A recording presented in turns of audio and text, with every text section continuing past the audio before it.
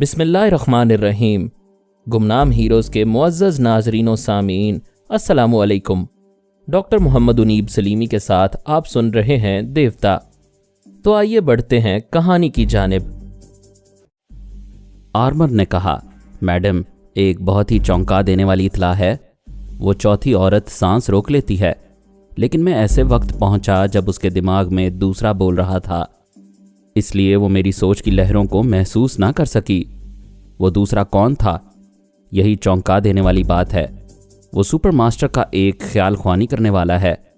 इस औरत का नाम लोमिनातोव है। उसकी माँ रूसी और बाप अमरीकी था। वो एक सियासी साजिश में मारा गया। लोमिना की परवरिश सरकारी तरबियत गाह में हुई, लेकिन वो हमेशा बाप से मुतासिर रही। यहाँ एक अमरीकी सीक्रेट एजेंट से उसका राबता रहा। वो एजेंट बड़ी राजदारी से उस पर तनवीमी अमल कराता रहा ताकि पास्कल बूबा उसकी असलियत मालूम ना कर सके। अब उनकी क्या प्लानिंग है? लोमिना सुपरमास्टर के टेलीपैथी जानने वाले को जोजो तक पहुंचाना चाहती है। उसकी सोच के मुताबिक जोजो का ऑपरेशन हो चुका है और उसे क्रेमलिन के इलाके में एक जगह सख्त पहरे में रखा गया है। उस जगह की तफसीलात मालूम करो। लोमिना सिर्फ इतना जानती है कि किसी सरकारी इमारत के तय खाने में जोजो को रखा गया है। लोमिना हमारे मुतल्लिक क्या जानती है? वो मॉस्को पहुंचकर अपनी ड्यूटी पर चली जाएगी, इसलिए उसे मारिया के मुतल्लिक नहीं बताया गया है। ये बात उसे अभी मालूम हुई है जब मारिया ने तातियाना से पारस के मुतल्लिक दरियाफ्त किया था। वो अभी सुपरमास्टर के ख्याल ख्वानी करने वाले को बता रही थी कि मारिया और नादिया का ताल्लुक पारस से है। तुम लोमिना के पास रहो और बहुत कुछ मालूम हो सकता है। अगर वो ख्याल ख्वानी करने वाला जा चुका होगा तो वो मुझे महसूस कर लेगी। पहले तुम तातियाना के पास जाओ, उसके ज़रिए लोमिना को देखो। अगर वो सोच में गुम होगी तो उसके चेहरे के तासुरात से मालूम हो जाएगा। वो तातियाना के दिमाग में गया। लोमिना एक रिसाला खोले मुताले में गर्क थी। आर्मर ने उसके चेहरे के तासुरात बदलते देखे तो यकीन हो गया कि वो सोच के ज़रिए गुफ्तगू कर रही है। वो चुपके से उसके दिमाग में पहुंचा। वाकई सुपरमास्टर का ख्याल ख्वानी करने वाला बोल रहा था, मैं जा रहा हूँ, अभी ऑपरेशन शुरू होगा। तुम हमेशा की तरह गैर जानिबदार रहोगी। Good luck and goodbye. वो लोमिना के दिमाग से रुखसत हो रहा था, इसलिए आर्मर भी वहाँ से निकल गया। उसने सोनिया के पास आकर कहा, वो लोमिना के दिमाग से अभी गया है। कह रहा था अभी कोई ऑपरेशन शुरू होने वाला है, यानी कुछ गड़बड़ होने वाली है। अगर अभी होने वाली है तो ज़्यादा से ज़्यादा इस तैयारे को अगवा करने की कोशिश की जाएगी। ऐसे वक्त आप क्या करेंगी? अगवा की कोशिश नाकाम बनाने के लिए सोच रही हूँ। मैं यहाँ से फ़ौरन वापस जाने के लिए नहीं, जोजो को साथ ले जाने के लिए आई हूँ। तुम पायलट तक पहुँचने की कोशिश करो। उसने अपना पर्स खोलकर एक लिपस्टिक निकाली। उस स्टिक से सुर्खी वाला हिस्सा निकालकर पर्स में रख लिया। फिर लाइटर निकालकर स्टिक की खाली जगह थोड़ा सा पेट्रोल डालकर उस लिपस्टिक को बंद कर दिया। थोड़ी देर बाद ही एक शख्स रिवॉल्वर लेकर पायलट कैबिन से बाहर आया। वो जहाज का स्टूवर्ड था। उसने आते ही उस औरत को मुखातिब किया जो खिड़की के पास बैठी कंप्यूटर को ऑपरेट कर रही थी। उसने कहा, लेडी रोज़ा, इस तैयारे में तुम्हारी ज़रूरत नहीं है। ये कहते ही उसने उसे गोली मार दी। दूसरी गोली उसके पीछे बैठे हुए शख्स को लगी। तातियाना ने हैरानी से पूछा, तुम हमारे आदमी होकर हमसे गद्दारी कर रहे हो? किसके लिए ऐसा कर रहे हो? तुम्हारा मकसद क्या है? उसने कहा, तातियाना, अभी मुझे पता चला है कि तुम बहुत ख़तरनाक औरत हो। एक लम्हा ज़ाया किए बगैर तुम्हें कत्ल कर देना चाहिए। उसकी बात ख़त्म होते ही सोनिया ने लिपस्टिक के निचले हिस्से को हटाकर मुंह से लगाया। अगले हिस्से की तरफ लाइटर को रोशन किया, फिर ज़ोर की फूंक मारी। स्टिक के अंदर का पेट्रोल लाइटर की आग से गुजरा तो शोला दूर तक लहराता हुआ गया और ठीक रिवॉल्वर वाले के मुंह पर पड़ा। उस शोले से कोई नुकसान नहीं पहुंच सकता था, लेकिन यह नफ्सियाती हमला था। वो बदहवास होकर डगमगाया। तातियाना के लिए इतनी मोहलत काफ़ी थी। उसने सीट पर से उठते ही एक किक जमाई। रिवॉल्वर हाथ से निकलकर दूर गया। फिर तातियाना ने फाइटर होने का सबूत पेश किया। 2-4 हाथ ऐसे जमाए कि वो पैरों पर खड़ा ना रह सका। फर्श पर चारों शाने चित हो गया। वो उसकी गर्दन को दोनों पांव में फंसाकर बोली, ये मेरा शैतानी दाव है, एक झटके में गर्दन टूट जाएगी। जल्दी बोलो, तुम्हारे कितने साथी हैं और पायलट रूम में क्या कर रहे हैं? वो हाँफते हुए बोला, सिर्फ एक साथी है, उसने पायलट को गन पॉइंट पर रखा है। सोनिया खामोश तमाशाई की तरह बैठी हुई थी। वो तातियाना के फाइटिंग के अंदाज को, उसकी जहानत को देखना चाहती थी। तातियाना ने रिवॉल्वर उठाकर खाली किया।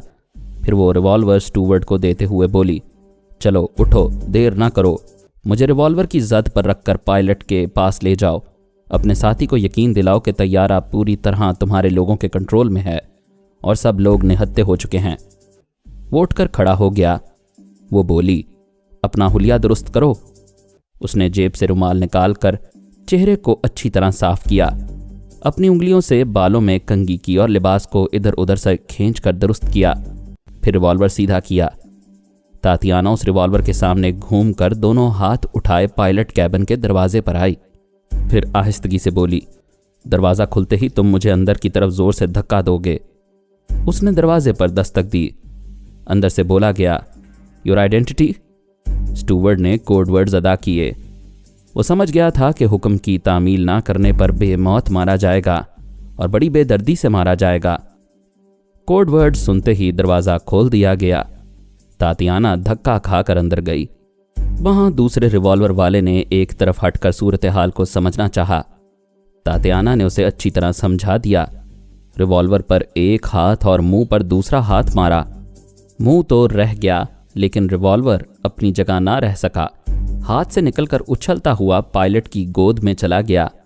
पायलट ने फौरन उसे उठाकर सर घुमाते हुए देखा। वो दुश्मनों को हैंड्स अप कहना चाहता था, लेकिन वो रिवॉल्वर के सामने दोनों हाथ उठाने के काबिल नहीं रहा था। शैतानी दाव इस्तेमाल करने वाली ने एक ही दाव में उसे फर्श पर लिटा दिया था। उनके साथ सफ़र करने वाले एक शख्स ने हाथ पांव बांध दिए। फिर तातियाना से कहा, मैडम ने कमाल दिखाया है, एक लाइटर से इतनी दूर तक शोला गया कि ये स्टूवर्ड घबरा गया। तातियाना ने सोनिया को देखकर मुस्कुराते हुए कहा, यह हाजिर दिमागी का बेहतरीन मुजाहिरा था, तुम्हारा शुक्रिया, तुमने मुझे एक्शन लेने का मौका दिया।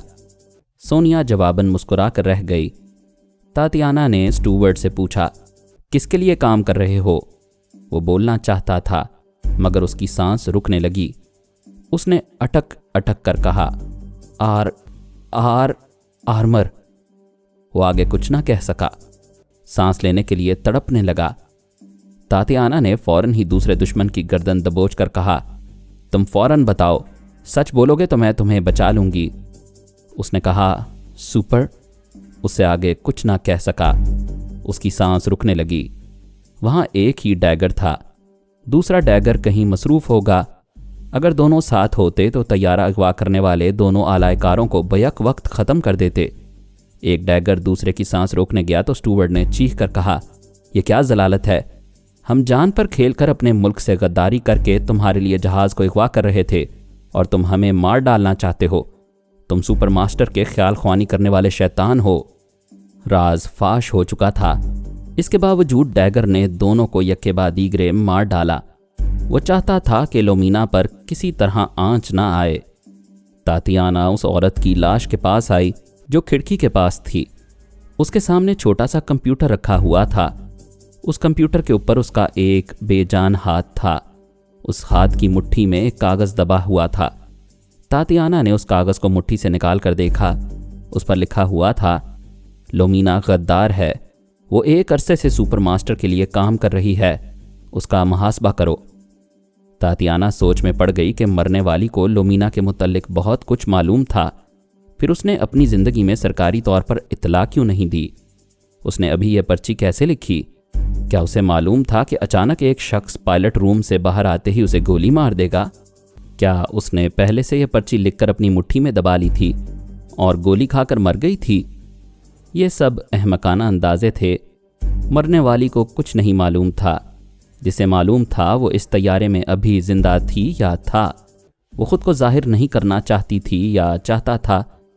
तातियाना ने चोर नज़रों से सोनिया को देखा। फिर वो कागज़ लेकर लोमीना के पास आई। उस तहरीर को दिखाकर पूछा, तुम अपनी सफाई में क्या कहोगी? लोमीना ने उस कागज़ को झपट लिया। फिर लाइटर जलाकर उस कागज़ को जलाने लगी। तातियाना ने नागवारी से कहा, अगर ये कागज़ ठोस सबूत होता तो मैं इसे जलाने का मौका ना देती। तुमने इसे जलाकर गद्दार होने का सबूत दिया है। अब मुझसे बचकर कहाँ जाओगी? क्या सुपरमास्टर तुम्हें बचा लेगा? अचानक ही तातियाना लुढ़खड़ा गई। उसके हलक से चीख निकली थी। वो दोनों हाथों से सर को थाम कर कराहते हुए बोल रही थी, बुज़दिल, कमीने, मैं तवील बीमारी के बाद ड्यूटी पर आई हूँ। अगर पूरी तरह सेहतमंद होती तो तुझे मेरे दिमाग में कभी जगह ना मिलती। वो शायद कुछ और कहना चाहती थी, मगर उसकी सांस रुकने लगी। सोनिया उछलकर खड़ी हो गई। डैगर इतनी ज़हीन और दलेर औरत को अपने आलायकारों की तरह आसानी से मार डालना चाहता था। तातियाना लंबी लंबी सांसें लेकर जिंदगी की तरफ वापस आने की भरपूर कोशिश कर रही थी, मगर दिमाग दुश्मन के कब्जे में था। वो अपनी हाजिर दिमागी को काम नहीं ला सकती थी। अचानक सोनिया ने करीब आकर तातियाना के सर को दोनों हाथों में जकड़ लिया। फिर एक झटका देकर बोली, देखो, मेरी आंखों में देखो, मैं हुक्म देती हूँ, मेरी आंखों में देखो। तातियाना ने देखा तो देखती ही रह गई। सोनिया की मकनातीसी आंखों से नजरें ना हटा सकी। इन लम्हात में सोनिया की आंखें हिप्नोटाइज करने वालों की तरह बेरहम नहीं थीं। तातियाना महसूस कर रही थी कि उसकी नज़रें शैतानी गिरफ्त में नहीं हैं। सामने जो औरत है उसकी आंखों से नूर फूट रहा है। वो नूर जिस्म के एक एक हिस्से में, दिमाग के एक एक गोशे में फैल रहा है। अब वो आसानी से सांस ले रही थी। उसके दिमाग पर कब्जे वाले की गिरफ्त ढीली पड़ गई थी। वो बोल रहा था, बोलो, ये औरत कौन है? ये अपनी आंखों से कैसा जादू जगा रही है? मेरी ख्याल ख्वानी कमज़ोर पड़ गई है। उसे जवाब नहीं मिल रहा था। उसने हुक्म दिया, इस औरत को मुखातिब करो और मुझे उसकी आवाज़ सुनाओ, वरना मैं फिर तुम्हारी सांस रोकूंगा। तातियाना ने सोच के जरिए कहा, शैतान के बच्चे, इस औरत की आंखों का नूर कह रहा है कि जिंदगी और मौत पर सिर्फ खुदा को कुदरत हासिल है। तेरा बाप भी मुझे नहीं मार सकेगा। डैगर ने फिर उसकी सांस रोकने की कोशिश की, मगर नाकाम रहा। उसने फौरन ही दूसरे डैगर को मुखातिब किया। फिर उसे मौजूदा सूरत हाल से आगाह करने के बाद कहा, मैंने पहली बार ऐसी आंखें देखी हैं जो दिमाग को तनवीमी अमल के बगैर मुतासिर करती हैं और टेलीपैथी का रास्ता रोकती हैं। दूसरे डैगर ने पूछा, क्या अगवा की कोशिश नाकाम हो गई है? हाँ, तातियाना बहुत ज़बरदस्त औरत है। उसने हमारे दोनों आलायकारों को ख़त्म कर दिया। मेरा ख्याल है वही नूरानी आंखों वाली उसकी मदद करती रही है। उस मदद करने वाली का कोई तो नाम होगा। मैं अब तक उसकी आवाज़ ना सुन सका तो नाम कैसे मालूम करता? दूसरों के ज़रिए मालूम हो सकता था, मगर हालात इतनी तेज़ी से बदल गए कि मैं लोमीना को बचाने और तातियाना को मार डालने की कोशिशों में मसरूफ़ रहा। आओ, अब हम मालूम करेंगे। तैयारे को फिर अगवा किया जा सकता है। मुझे पायलट के दिमाग में पहुंचाओ। एक डैगर ने दूसरे डैगर को पायलट के दिमाग में पहुंचाया। उसने पायलट से कहा, अब दो ख्याल ख्वानी करने वाले आ गए हैं। एक तुम्हारे दिमाग पर कब्जा जमाकर तैयारे को अपनी मंजिल मकसूद की तरफ ले जाएगा, दूसरा तातियाना को मार डालेगा। वो नूरानी आंखों वाली तन्हा किसे बचाएगी? पायलट ने पूछा, तुम किसकी बात कर रहे हो? वही जिसे मारिया के साथ लाए हो। पायलट ने मुस्कुराकर कहा, उसका नाम सुन लेना ही तुम लोगों के लिए काफ़ी होगा। वो सोनिया है। दोनों दिमागी तौर पर अपनी जगह हाजिर हो गए। एक ने कहा, सोनिया?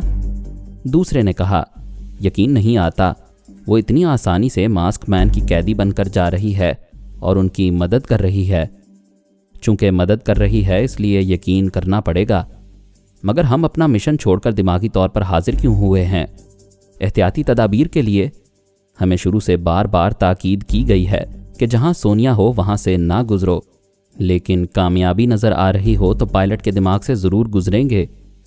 उन्होंने फिर ख्याल ख्वानी की परवाज़ की। पायलट के दिमाग में आए। उस पर कब्जा जमाकर तैयारे को अगवा करना चाहा। पता चला कोई पहले से कब्जा जमाए बैठा है और उसके ज़रिए तैयारे को मॉस्को ले जा रहा है। वो समझ गए मास्क मैन का ख्याल ख्वानी करने वाला वहाँ पहुँच गया है और ये दुरुस्त था। पास्कल बूबा थोड़ी देर पहले आया था। सूरत हाल की नज़ाकत समझते ही पायलट को अपने मुकम्मल कंट्रोल में लेकर तैयारे को अपनी मंजिल तक ले जा रहा था। डबल डैगर सुपर मास्टर के पास आए। उसे नाकामी की पूरी रूदाद सुनाई। उसने सुनकर कहा, उन्होंने पहले जोजो को अगवा किया, फिर मारिया को ले जा रहे हैं, इससे जाहिर होता है वो पारस को अहमियत दे रहे हैं, उसकी कमजोरियों से खेलना चाहते हैं। सोनिया की वजह से भी पारस मास्क मैन की झोली में जाएगा। एक डैगर ने कहा, लेकिन यह सोनिया समझ में नहीं आ रही है।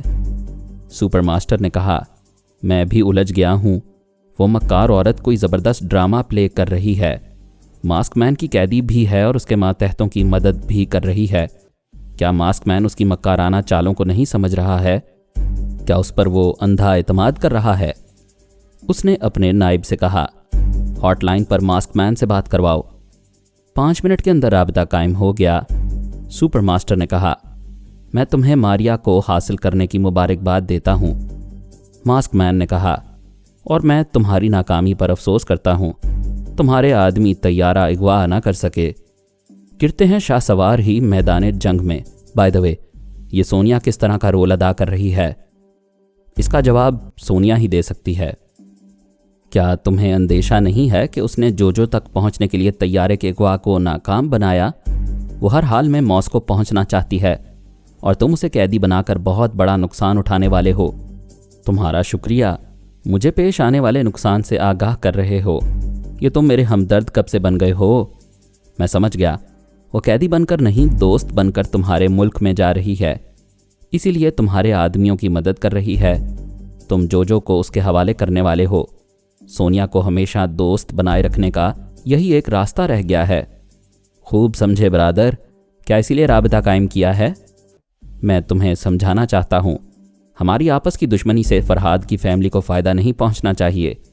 एक तवील अरसे की जिद्दोजहद के बाद हमने फरहाद को उसकी टेलीपैथी के साथ फना किया है। रसवंती को मैंने और जोजो को तुमने काबू में किया है। अब उनके पास टेलीपैथी की कोई बड़ी ताकत नहीं है, आर्मर ना होने के बराबर है। तुम्हारे यहाँ जोजो का दिमागी ऑपरेशन हो रहा है, उसमें कामयाबी होगी, उसका बचगाना जहन ख़त्म होगा और वो अपनी उम्र के मुताबिक जहानत का मुजाहिरा करेगी, तो टेलीपैथी भी उस जहानत से इस्तेमाल करेगी। लिहाजा जोजो को सोनिया के हवाले ना करो। अगर तुम समझते हो कि वो लड़की तुम्हारे काम की नहीं है तो मुझसे सौदा करो। हम दोनों सुपर ताकत कहलाते हैं, किसी और को यह ताकत हासिल ना करने दो। फरहाद की फैमिली जिल्लत और नाकामियों की पस्ती में जा रही है, उसे जाने दो। तुमने बहुत ही मुद्दलल तकरीर की है और हमारे बाहमी फ़ायदे की बातें समझाई हैं, मुझे समझ लेना चाहिए। लेकिन बुजुर्गों ने कहा है कि दुश्मन की उम्दा नसीहतों और माकूल मशवरों के पीछे भी धोखा छुपा होता है। अगर दुश्मन ऐसी ही नेक नियति से सीधी राह दिखाए तो फिर दुश्मन क्यों कहलाए? माफ़ करना भाई, कोई और बात करो। मास्क मैन राबता ख़त्म करके मुस्कुराने लगा। वो इस बात पर मुस्कुरा रहा था कि सुपरमास्टर नादिया को सोनिया समझ रहा है। यकीनन तकदीर मास्क मैन की खुशफहमी पर मुस्कुरा रही होगी। दूसरी तरफ सुपरमास्टर ने डैगर एंड डैगर से कहा, मास्क मैन की गुफ्तगू से यह बात समझ में आती है कि जोजो का दिमागी ऑपरेशन सोनिया की मर्जी से हो रहा है और अब वो मक्कार औरत जोजो और पारस समेत मास्क मैन के लिए काम करेगी। एक डैगर ने कहा, सर, एक सोनिया की वजह से मास्क मैन बहुत मजबूत हो जाएगा, फिर पारस भी कुछ कम खतरनाक नहीं है। सुपरमास्टर ने कहा, मायूस नहीं होना चाहिए। मेरी ये बात नोट कर लो कि मास्क मैन सोनिया के हाथों ज़बरदस्त नुकसान उठाएगा। उसके पास एक ही ख्याल ख्वानी करने वाला वफादार है, जोजो का पता नहीं क्या बनेगा। मेरे पास तुम दोनों वफादार हो। 2-4 रोज़ में रसवंती भी मेरी वफादार बन जाएगी। माँ की वजह से अली तैमूर हमारी तरफ झुकने पर मजबूर होता रहेगा। हमारे पास टेलीपैथी की कुव्वत ज़्यादा है। दूसरे डैगर ने कहा, आज मेडोना होती तो हम और ज़्यादा ताकतवर होते। वो ऐसी लापता हुई है कि आज तक उसका सुराग ना मिल सका। मेरा दिल नहीं मानता कि वो मर चुकी है। सुपरमास्टर ने कहा, ऐसी लड़की को मरना भी नहीं चाहिए। उसने फरहाद अली तैमूर को हलाक करके एक नाकाबिले फरामोश कारनामा अंजाम दिया था। आखिरी बार वो ट्रेन में सफ़र कर रही थी, उसके बाद ही लापता हो गई। सुपरमास्टर खामोश होकर मेडोना को तस्वुर में देखने लगा। उसकी दुआ थी कि वो लड़की जिंदा रहे और दिली तमन्ना थी कि कहीं से उसका सुराग मिल जाए। वो कार बहुत कीमती थी। उस कार को देखकर उसके मालिक की रईसाना शान और शौकत का पता चलता था। वो स्टीयरिंग सीट पर बैठा खिड़की के बाहर मैडोना के हुस्नो शबाब को सर से पांव तक देख रहा था। फिर उसने मुस्कुराकर कहा, पांव में छाले पड़ गए हों और मंजिल दूर हो तो मेरी कार उसके करीब आती है। ओलानो साचा ने पूछा, बेटी क्या ख्याल है, मैं इसे बातों में लगाऊं? जी हाँ, वो मुख्तसर सा जवाब देकर कार वाले के दिमाग में पहुंच गई। उधर साचा कह रहा था, मिस्यो, हम बेघर हो गए हैं। मेरी जवान बीवी ने मुझे और मेरी बेटी को घर से निकाल दिया है। क्यों निकाल दिया है? वो कमबख्त कहती है मेरी बेटी बहुत हसीन है, किसी दौलतमंद की दाश्ता बनकर हमें दौलतमंद बना सकती है। तो क्या तुम दौलतमंद नहीं बनना चाहते? दौलत कौन नहीं चाहता, मगर मैं इज्जत चाहता हूं। अगर इज्जत भी मिले और दौलत भी तो। साचा कुछ कहना चाहता था। मैडोना ने उसके दिमाग में आकर कहा, इसे टरखा दो, यह आदमी हमारे लिए खतरनाक है। साचा ने कार वाले से कहा, माफ़ करना मिस्यो, तुम मेरी जवान बेटी के लिए यह ऑफ़र दे रहे हो, लेकिन मैं बेगैरत नहीं हूँ। वो पलट कर मैडोना के पास आया, उसके साथ फुटपाथ पर चलने लगा। वो कार स्टार्ट करके उनके बराबर चलता हुआ बोला, यू ओल्ड मैन, हम इत्मीनान से कार में बैठकर बातें कर सकते हैं। साचा ने कहा, मुझे अफसोस है, मैं कोई बात नहीं करना चाहता, प्लीज़ हमारा पीछा छोड़ दो। वो कार की रफ्तार बढ़ाकर आगे चला गया। मैडोना ने कहा, यह रेड पावर का बॉस है। हर मुल्क के हर बड़े शहर में रेड पावर तंजीम के बॉस होते हैं। उन सब का आका मास्क मैन कहलाता है। मास्क मैन के पास भी एक टेलीपैथी जानने वाला है। अभी मेरा पीछा डैनियल से नहीं छूटा है। मैं एक और ख्याल ख्वानी करने वाले को अपने पीछे लगाना नहीं चाहती। शुक्र करो तुम्हारे पास ये इल्म है, तुम बुरा वक्त आने से पहले दुश्मनों को पहचान लेती हो। ज़रा देखो वो बॉस तुम्हारे लिए क्या सोच रहा है। वो चलते चलते बॉस के पास पहुंच गई। उसकी तमन्ना करने वाला ज़्यादा दूर नहीं गया था। उसने पार्किंग एरिया में गाड़ी रोक दी थी। खिड़की से झांक कर दूर से आती हुई मैडोना को देख रहा था। फिर कार के टिंटेड शीशे चढ़ाकर ट्रांसमीटर के जरिए अपने मातहत से कह रहा था, हंचबैक स्नेक के पास आओ, एक लड़की को अगवा करना है। वो मेरी नज़रों में है, अपने बाप के साथ फुटपाथ पर जा रही है। अगर रास्ता बदलेगी तो मैं फिर ट्रांसमीटर के जरिए गाइड करूंगा। उसने राबिता ख़त्म कर दिया। अब उसे अपने मातहत का इंतज़ार था। उसने इंतज़ार करने के लिए विस्की की बोतल निकाली, उसे खोलकर मुंह से लगाया। वो थोड़ी सी पीना चाहता था। सुबह के वक्त पीने की ख्वाहिश नहीं होती थी, मगर गज़ब का हुस्नो शबाब देखकर मूड में आ गया था। मैडोना ने उसके दिमाग में बैठकर कई घूंट पिला दिए। उसने टिंटेड शीशे के पीछे से देखा। मैडोना करीबी फुटपाथ पर अपने बाप के साथ आ रही थी। उसने सोचा और नहीं पीना चाहिए, लेकिन वो और पी गया।